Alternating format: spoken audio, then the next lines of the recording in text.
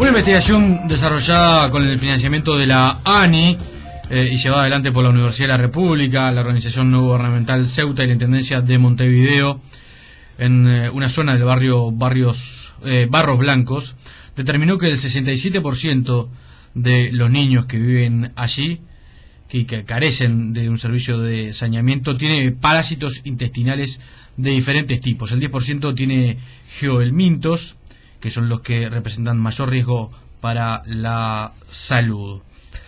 Un trabajo que realmente habla, bueno, primero de la situación sanitaria de la población o de determinado sector de la población, y por otro de la situación de infraestructura en la cual se encuentran algunos ciudadanos que viven en determinados barrios del país. La doctora Ana Acuña es experta en parasitología, profesora agregada del Departamento de Parasitología y Micología de la Facultad de Medicina de la Universidad de la República. ¿Cómo le va, doctora? Buen día. Buenos días, mucho gusto, muchas gracias. Doctora, ¿por qué surge la idea, la iniciativa de realizar este estudio? Bueno, esto en realidad forma parte del proceso de transformación de la universidad, en el sentido de la integración de las funciones y que la docencia no se ejerza separada de la investigación y de la extensión universitaria, ¿verdad?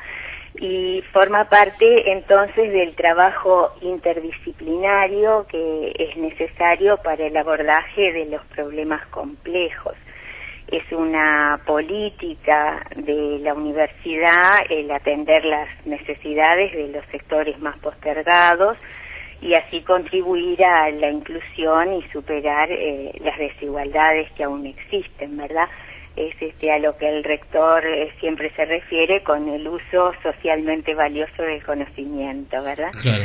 Y así la Comisión Sectorial de Investigación Científica, ya desde hace una década más o menos y en forma periódica, realiza llamados a proyectos de investigación que tengan en cuenta la inclusión social, y en este caso la ANI, la Agencia Nacional de Investigación e Innovación, que realizó un llamado para proyectos que denominó de alto impacto social. Claro. Y este es uno de los proyectos que fue aprobado en ese momento y que nos permitió realizar una serie de actividades enmarcados en un territorio que es una zona del departamento de Canelones, en Barros Blancos, y bueno, y trabajar a partir de una escuela en uno de los barrios, y teniendo en cuenta una metodología que es muy interesante, que habla de la transformación participativa para la higiene y el saneamiento, que es una metodología de participación comunitaria, donde la gente va, digamos, diseñando el mapeo de su propio territorio y conociendo en profundidad, y bueno, y se trabajó a partir de las parasitosis y zoonosis. Claro. Concretamente, ¿el trabajo se realizó en qué zona? Se trabajó a partir de una de las escuelas de Barros Blancos, pero digamos, yo no quisiera estigmatizar. No, está claro, pero este es el resultado de uno de los proyectos. Claro. En el 2005 se había trabajado junto con el programa APEX de la universidad en la zona de Casabó y Cerro Este, también realizando estudios en otras escuelas. En el año 2004 se trabajó también a partir de un asentamiento, es decir, hay una serie de estudios realizados en otras zonas, ¿verdad? También claro, pero en Nicolís, en Las Piedras, en Malvin Norte, es decir, son distintos lugares de Montevideo que nos permiten tener como un panorama de que esta realidad existe y que no es un problema puntual. Claro, no, se lo pregunto porque de alguna manera identificar la zona permite entender el grado de desarrollo y de infraestructura que tiene ese barrio, porque eso también me parece que está relacionado directamente con esto, ¿no? Claro, es decir, son... Por ejemplo, el saneamiento. Sí, son enfermedades, las parasitosis intestinales y en particular la geohelmintiasis, que están directamente vinculadas con las condiciones, situaciones ambientales y socioeconómicas definidas, ¿no? Están fuertemente asociadas con condiciones de habitación deficitarias, ¿no? Claro. Fundamentalmente las condiciones de acceso al agua potable y al saneamiento apropiado. En concreto se estudió a 175 escolares que concurren a esta escuela, la escuela 187. Además se analizó la situación del barrio. Sí, porque se estudiaron a los niños mediante examen coproparasitario y espátula adhesiva.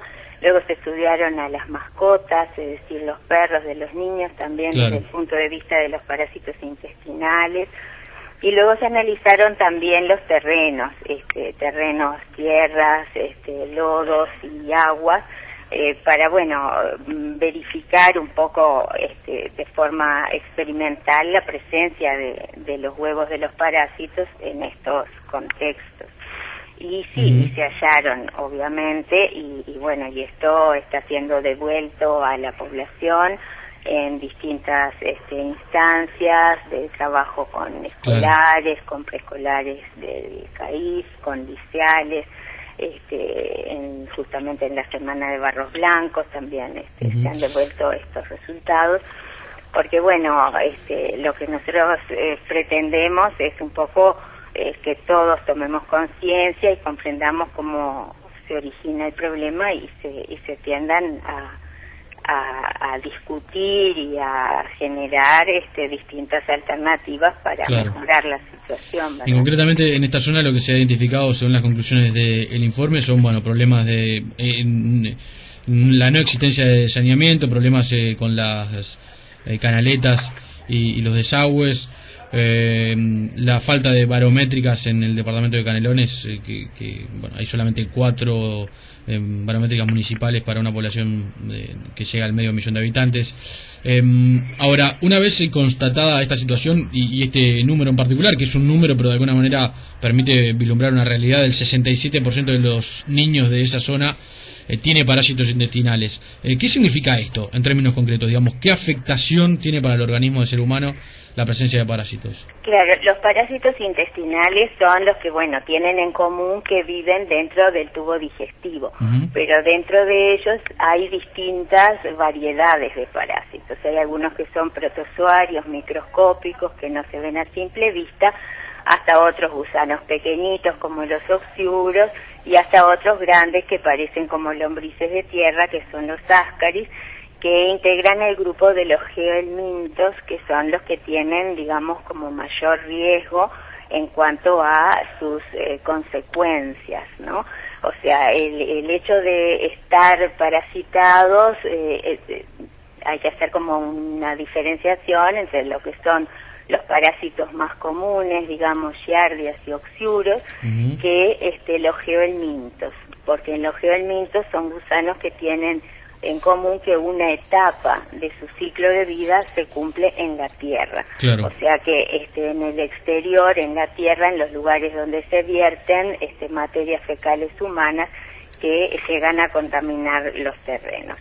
Esto está vinculado, obviamente con los sistemas de saneamiento, ¿no? Pozos negros con robadores, fundamentalmente que descartan los efluentes en cunetas, y estas cunetas que luego se obstruyen por basuras o lodos y que favorecen el anegamiento de distintas zonas. O sea que hay como una diferencia entre el parasitismo por giardias y oxiuros y el parasitismo por geohelmintos, no solo desde el punto de vista de las consecuencias sobre la salud de las personas, sino también desde el punto de vista epidemiológico, ¿verdad? Ahora, ¿cómo condicionan la vida de esos niños?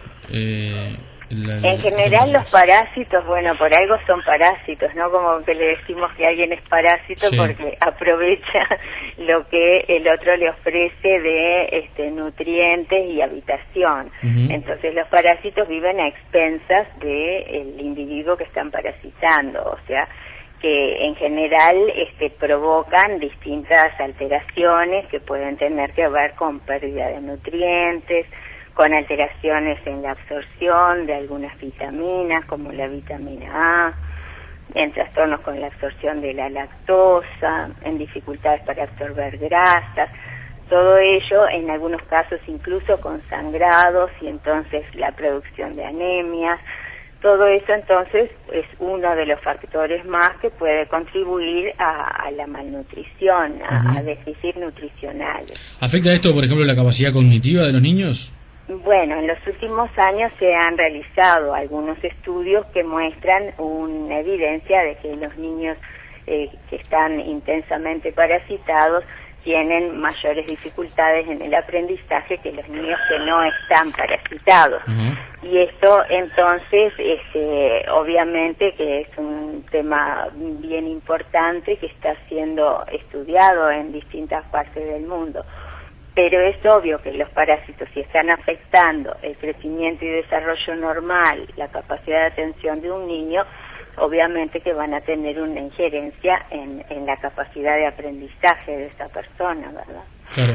Estamos además hablando de parásitos en organismos de niños que además seguramente no tienen las mejores condiciones nutricionales ya de por sí, digamos, independientemente de la presencia de parásitos en su organismo, con lo cual la situación es más compleja, ¿no? Claro, a nivel mundial los grupos de riesgo para estas afecciones son los preescolares, los escolares, los adolescentes y las mujeres gestantes, porque son los periodos de más intenso crecimiento y desarrollo, entonces donde más peso pueden tener estos factores como el parasitismo intestinal, ¿verdad?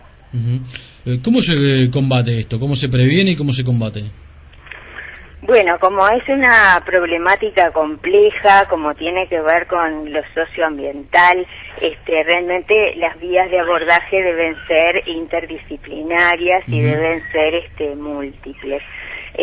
Fundamentalmente, el tema con la geomintiasis es que hay dificultades por cierto desconocimiento de las mismas, desconocimiento de la enfermedad en sí, porque bueno, tiene como si bien los casos graves existen y han sido descritos y presentados en reuniones científicas en el Hospital Pereira Rosell, los casos existen, en general son pocos por año, pero traducen que es la punta del iceberg de un grado bastante mayor de parasitismo en el resto de la población, aunque sea con no un parasitismo masivo, sino con menor cantidad de ejemplares y entonces menor repercusión.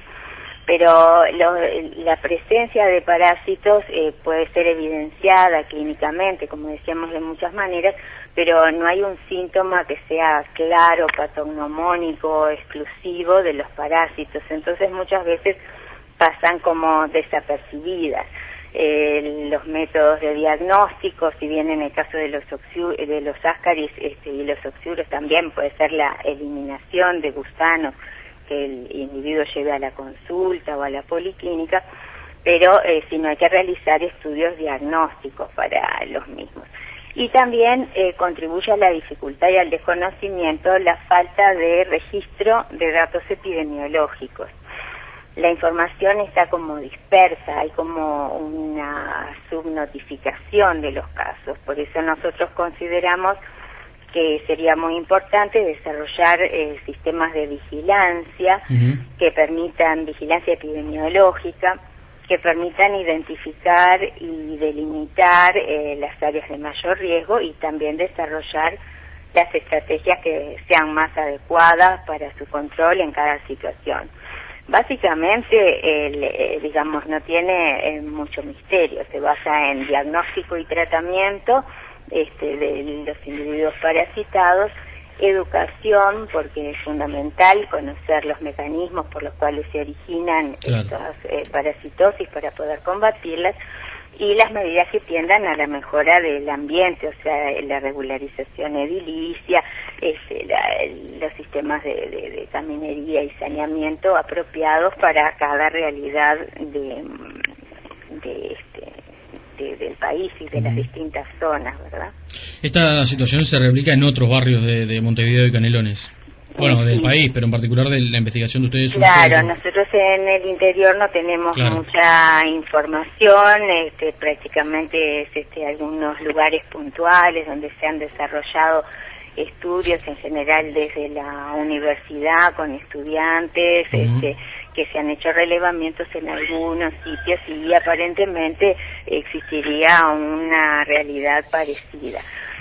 Pero bueno, esto lo importante de decir es que es controlable, digamos, que son problemas. En el 2004 trabajamos en un asentamiento donde las cifras de geomintiasis al principio eran de más del 30%, y era un asentamiento en el cual estaba trabajando el PIA y el Programa de Integración de Asentamientos Irregulares, y al año habían bajado a 15% y a los 2 años a 7%, o sea que realmente son enfermedades que pueden ser controlables, si bien exigen esfuerzos, como decía, de integración interdisciplinaria, que bueno, a veces es un poco lo más difícil porque uno está más bien dentro de su disciplina y le cuesta un poco salir y pensar las cosas desde otros puntos de vista, pero obviamente que la solución de los problemas pasa por ahí. Doctora, le agradecemos mucho estos minutos, ha sido muy amable. Bueno, a las órdenes. Muchas gracias. Buenos días. La doctora Ana Acuña es experta en parasitología, es profesora agregada del Departamento de Parasitología y Micología de la Facultad de Medicina de la Universidad de la República.